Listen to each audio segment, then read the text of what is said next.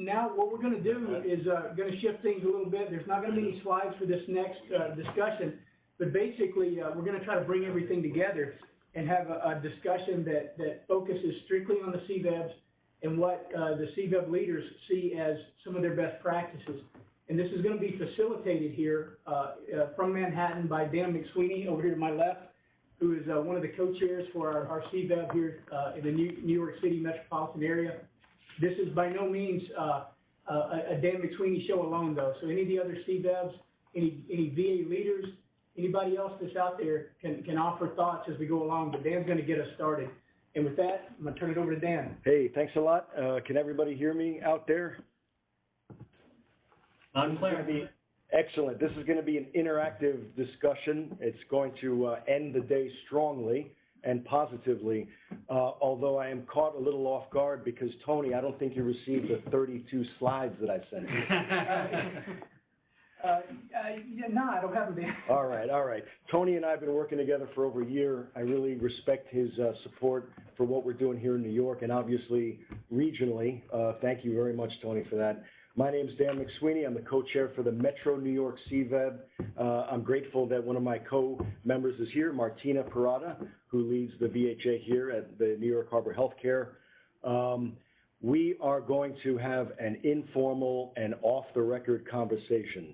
And so I hope that you feel comfortable enough to share your perspectives, because at the end of the day, if we're not authentic with each other, as CVEB members and as a national network, then we're not really going to reach our potential. So what I'd like to do, if I may, is just ask the groups that are out there that want to participate to just start off with a nutshell assessment or review of what your mission or vision is as a CVEB. That's the first part. And then number two, just offer whatever thoughts you have on best practices. I don't want to be formulaic about this. I want it to be informal and, to the extent that we can, a fun conversation. So I think I'm going to kick it off by offering these thoughts, if you'll indulge me. In a nutshell, the mission of the Metro New York CVEB is to foster greater awareness and understanding between VA leaders here in the New York area and veterans, their families, and supporters in New York as well. So we're all about two-way communication. That's critical to our success. If we're not doing that, we're not doing anything as an organization. And so that's really what we try to do through our quarterly meetings and through our events. That's our mission/vision. Here are three thoughts on what I think has worked for us. And Martina, since you're here, if you have any thoughts on this as well, I'd be glad to hear them. But number one, we have leverage because the senior VA leaders here in New York participate in the CVEB. So we can, I don't want to be crass, but we can dangle that fact in front of different populations and say, listen, if you have points to make about the VA locally, come to this meeting because you'll have direct access to the people that are in positions to make decisions about your situation, or who if they can't make decisions, can certainly fast track it so that they can be made. That's the first thing. We've got leverage because of the participation of these senior leaders. The second thing is that here in New York, we literally have hundreds of VSOs. Sometimes I think it's too many. There's a lot of overlapping missions. There is competition, right? We're a microcosm of the national dynamic. I hate to say it, but there is competition for resources, for time, et cetera. And so because a lot of us have been working in this arena for a long time, there's critical mass and there's a level of trust and awareness that's emerged. The people that serve on the CVEB here in New York have been in that arena. So that credibility exists, and it's really part of what fuels us and enables us to be effective. That's the second thing. The third thing is, through a very generous grant from NVI, which we greatly appreciate, last year we were able to hold, actually last year and this year, we were able to hold 3 events which were very well attended. The first was a town hall meeting with former Secretary Shulkin. We had about 118 people at that event. The second was Storytellers X, which we connected to the New York City Veterans Day Parade, and I believe we had several thousand people online observing that. And the third was a recent town hall on VA home loans. and that was attended by almost 120 people. So that's the third thing that I would mention as a best practice for New York. I've been talking a lot. I need to shut up, but I do want to help to stimulate input by other CVEBs that are out there online so that we can have, as I said, an off-the-record informal conversation that really offers insight. And if there's nobody that wants to jump in first, maybe I heard through the grapevine that Ashley, who's in Herndon, may have some thoughts on best practices. Is that accurate? It might be accurate. No, I actually came up with 31 slides, but since you've covered most of it, no, I'm just kidding. So I had prepared a few things, just thinking and talking with Adam. Adam is our chairman. I'm the vice chair for the Northern Shenandoah Valley Community Veterans Engagement Board. I would echo what you said, Dan, about having the leadership from the VA at the table, both from the state, well, the VA leadership. We also have some state representatives. We have some, our congressional veterans representatives, and we definitely have the buy-in from the community. It was actually approached, the idea came from the delegate in our area. He had approached the VEO at the time and said, we want to have a CVEB here. What is the CVEB idea? How do we get this here? So it grew out of that. I definitely think our support and buy-in from the community has helped fast-track us. We've only been around since September. We've held 2 major events and 8 board meetings. We have a distro list of over 200 people that are getting our communication in regards to our board meetings. One of the things that best practices I wanted to make note of is that we had Red Cross meetings going already in the quarterly meetings for joining community forces. So when I was approached to start this board up, we approached them and said, hey, this is our idea, this is what you're doing, this is what we'd like to do, how can we work together, so that we didn't tramp on what they were already doing as far as a collaborative. So that's one of the things that I think has been successful for us, is that instead of holding additional meetings and having people have to choose once what the quarterly meetings are going on, which meeting to attend or attend both, we just partnered with them. So quarterly we'll have our meetings as normal, but we'll do an hour instead of 2, and they will have their joining community forces meeting for an hour instead of 2. So we just kind of paired those 2 together, and it worked out really nicely because that was a collaborative that was already going on within the community for the VSOs. Another thing is we've really looked at this from a partnering perspective instead of us doing everything.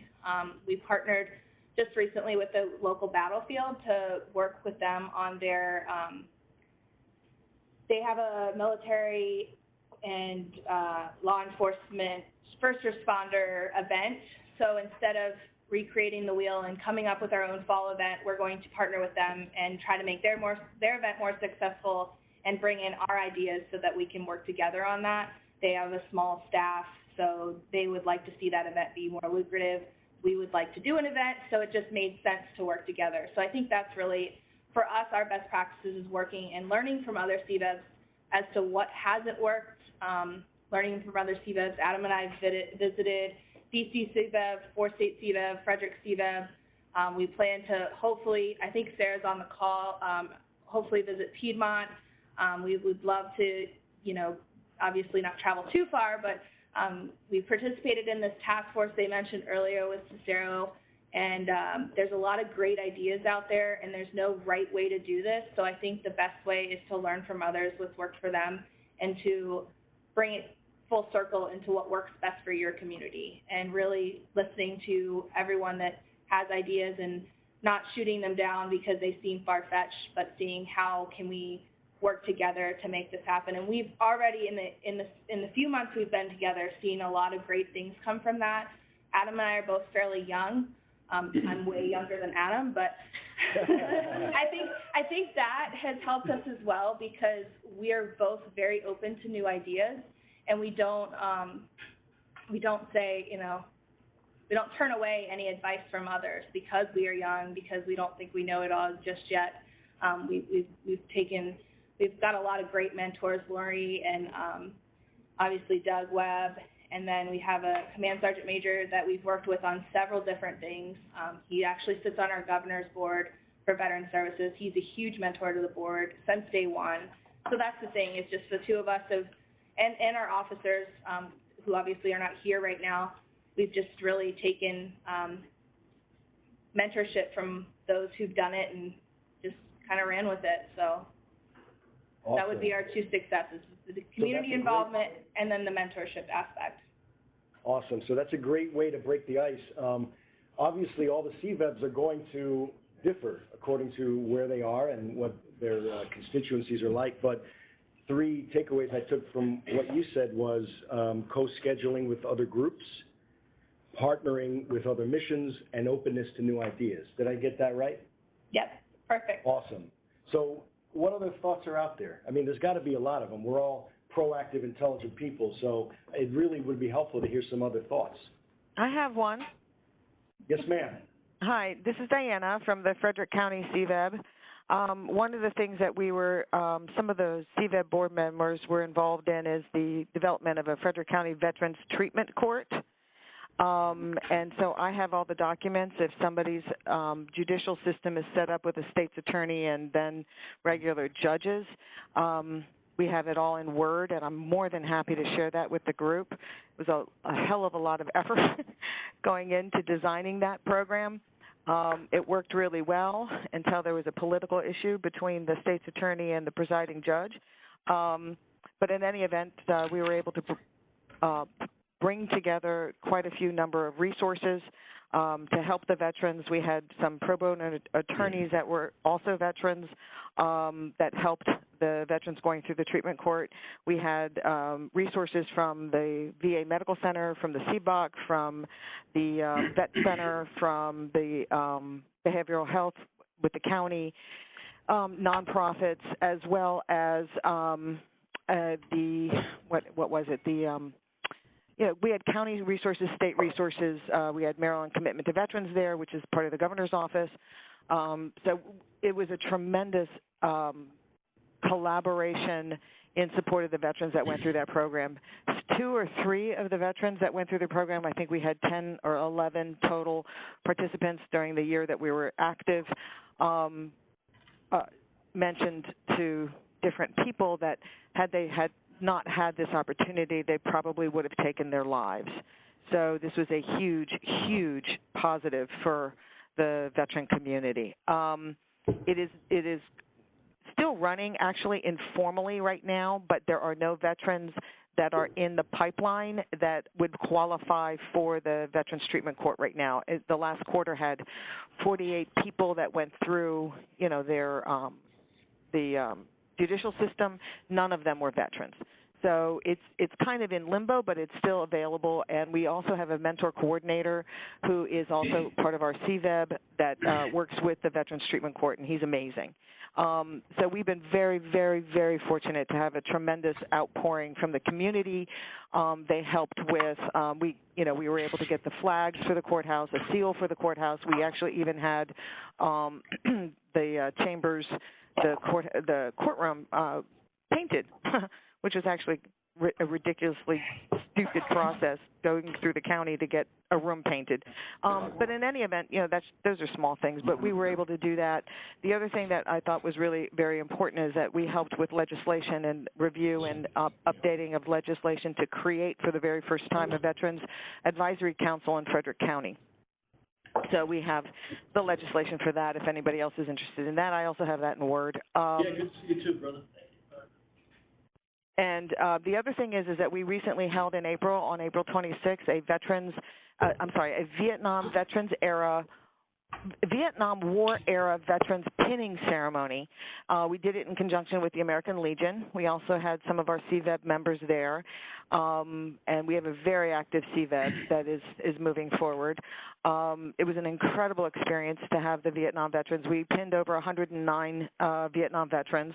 We also had Gold Star family, and it was unbelievable. We brought in a Major General Jackson from the commemorative committee, who gave each of the veterans their proclamation. We had Congressman Jamie Raskin there, and it was amazing. We had Congressman Raskin, my boss, who's Bud Otis, who's the Frederick County Council president.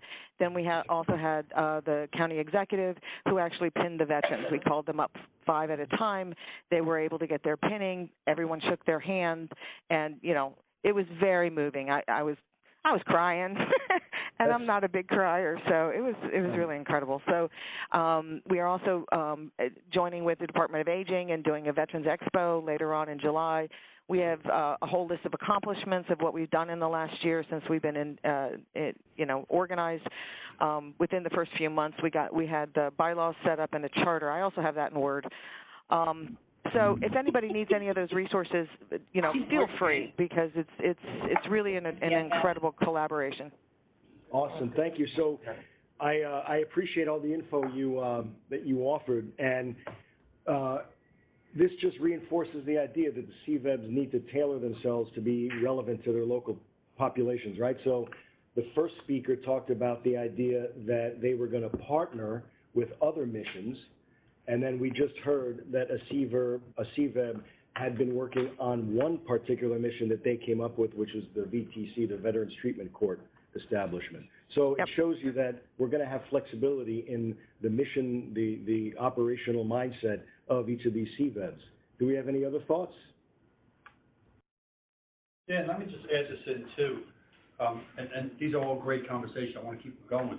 But when it comes to the common trend of networking, the issues that are arising at one CVEB, which is different than another. San Diego is different than Pittsburgh, is different than Boston, is different than New York City.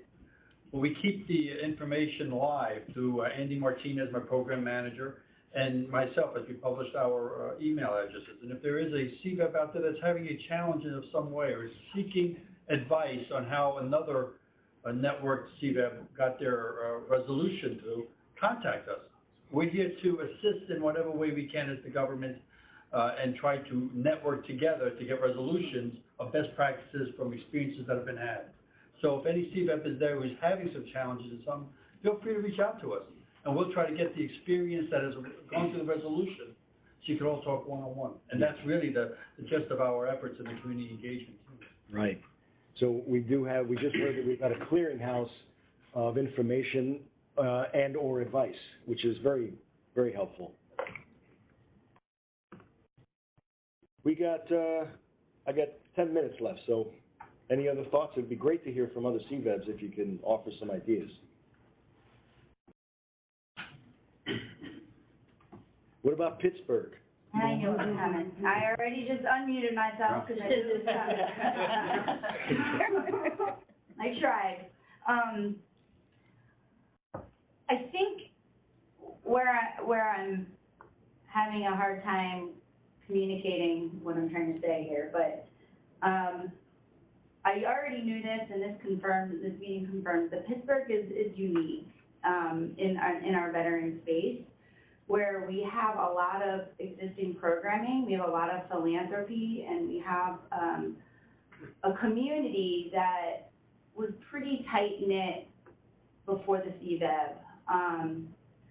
The advantage that I believe the CVEB coming together really brought was that it brought the VA leaders into that group that was really maybe not formalized as an entity, but as organizations who offer programming here. We were all in collaboration, and many of us even working on grants and stuff together already. So having the VA as part of those conversations is something that I think the biggest benefit from the CVEB here for our local community.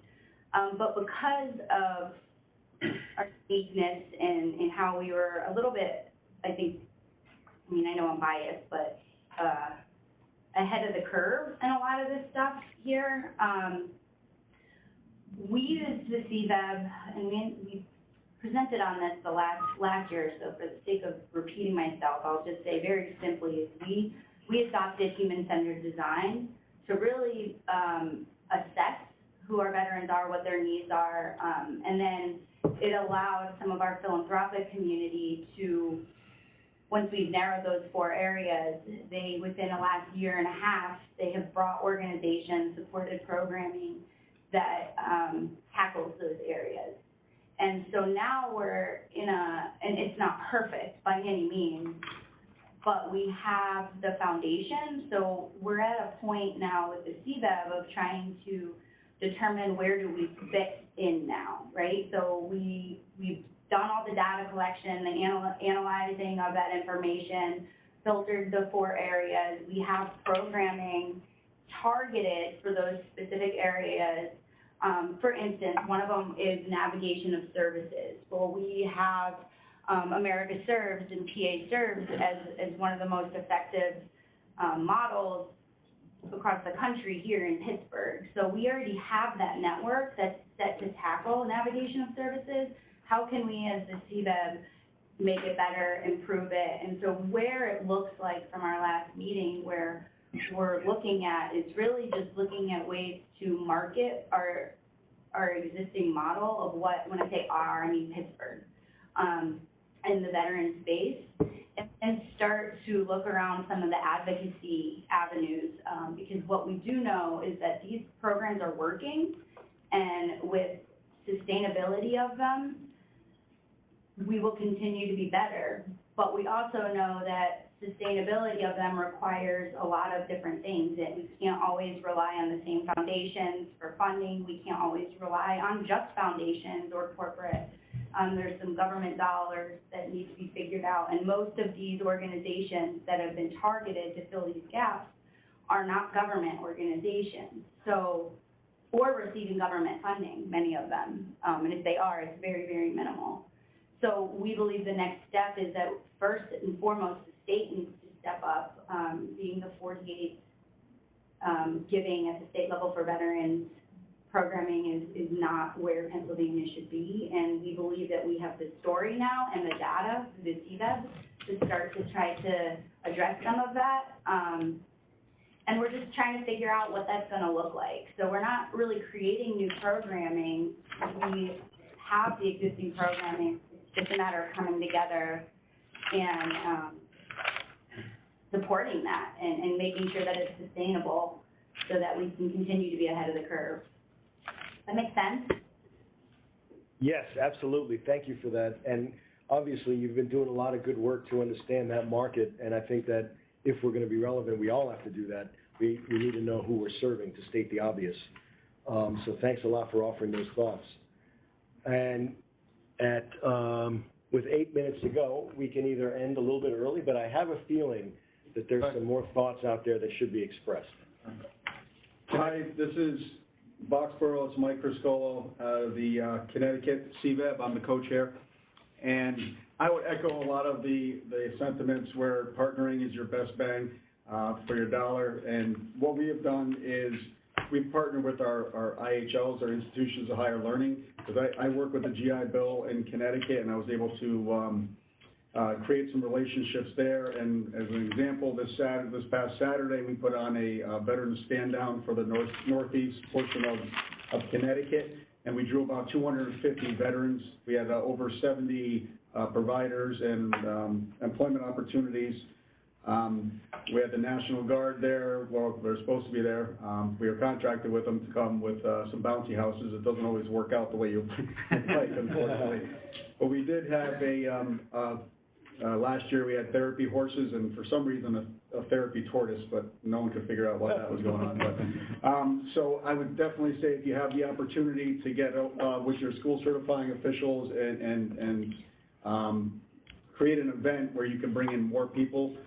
Where we've seen less attendance is when we put on events on our own, and especially behind gated facilities where there's security. We've had issues there. And sometimes in cities we have problems as well with parking. So we just try to get it out at one of our public institutions, and we always put on a forum where we bring in people from 7 or 8 different expertise and have them just as an open forum. And we did that this weekend, and actually Ben was there, and we had probably about 50 or 60 participants, and it went over an hour and a half.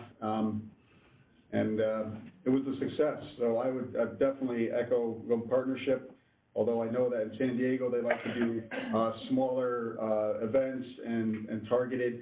But for Connecticut, what's worked for us is the larger events with bigger bang. That's great. So what I heard you say is that all the CVEBs must have a mascot therapy tortoise. Is that right? Or piglets. The piglets are available as well. So. Just kidding. Thank you for reinforcing that idea. I mean, it's clear that Community Veterans Engagement Board, right, the main words of the name kind of speak for themselves. We have to be part of the community. We have to engage effectively. So these are simple things we all know. But it's just good to, I think, cross-promote each other, support each other, because if this thing's going to take root, and I think that it will, it'll be because of the real effort to connect with local communities and neighborhoods and veterans and families. So anyway, that's stuff that you guys know already. But we probably have time for one more city to engage. Awesome. We got one from Herndon, please. Yeah, go ahead. Yeah, this is Adam Packham, chairman of the Northern Shenandoah Valley CVEB and president and founder of Heroes on the River. We held a military expo on May 14th at one of our local colleges, Shenandoah University. We partnered, we had 45 organizations, 45 plus organizations that provide different services to veterans, setting up tables. We had 25 plus informational rotational classes on housing, burial benefits, resume writing, interview skills, how to file disability claims, money management clinics, mind and body workshops, health and fitness. We had the VA do several classes. We also had 15 plus businesses interviewing and hiring some on the spot, including Homeland Security and a few other sheriff's agency and a lot of other big organizations. We had about 31 sponsors from the community for food and monetary donations. We just put our boots on the ground and went out there and made the community aware that we're here and what we're doing. We had 150 plus veterans attend the event. It was very successful. We had a lot of positive response from it. Of course, we have some things that we need to make better with everything we do. But it was our first major event, and it was very successful. And I think that getting the boots on the ground and reaching out to the community is really and making everybody aware. Because a lot of these CVEBs, some I've spoken to, the community's not aware of their presence at all. So, really reaching out and putting boots on the ground is what's going to help put this together and make people realize how serious we are about, changing the lives of our military communities.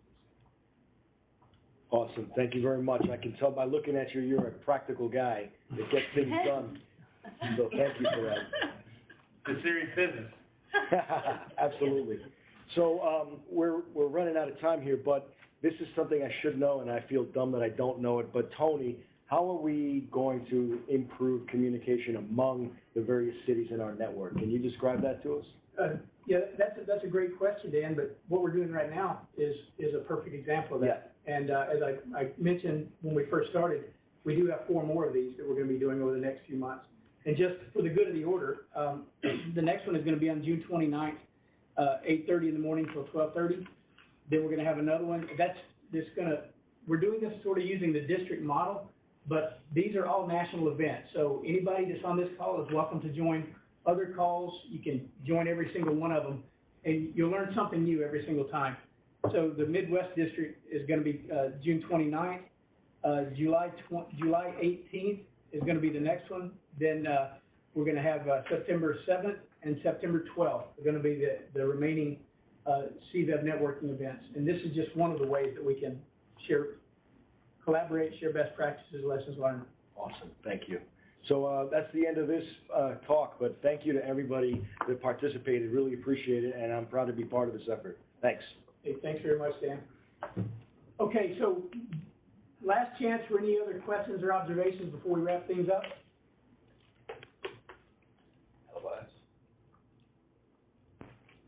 Okay, before I turn it over to Jim to close us out, I just do want to offer, again, one more time, the thanks to all of our phenomenal presenters, the folks that are in the room here, down in Herndon, the folks that presented via WebEx, very much appreciated. Our CVEB co-chairs, we have a number of great co-chairs that were here with us, VA leaders from VISN directors, VAMC directors, National Cemetery directors, and I do know at least a couple of our RO directors were listening in via WebEx.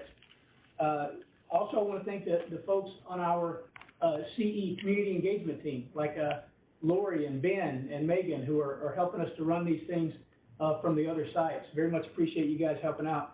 And last but certainly not least, want to thank the outstanding folks that are behind the scenes that most of you didn't see, are the Cisco folks. Patty's in the room with us here.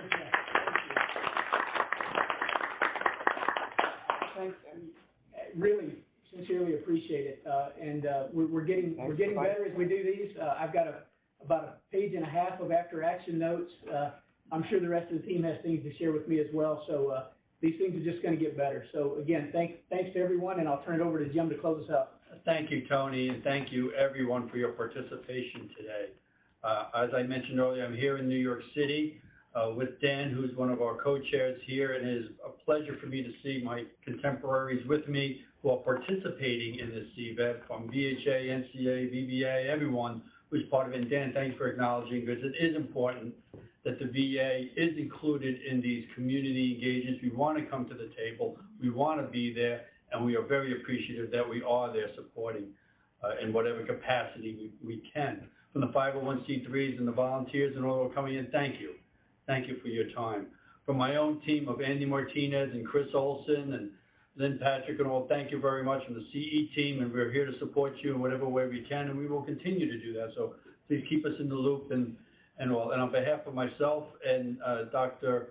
Davis, we appreciate your time that you spent today, and let's have a nice round of applause to Tony. Great virtual applause coming from all over, Tony. So we look forward to the next event. We are getting better at this. If there's any feedback we have, please send it our way. Otherwise, be safe. Thank you very much, and take care of our veterans. Right. Thanks. Thank you very much. Thank you, everybody. Thank you.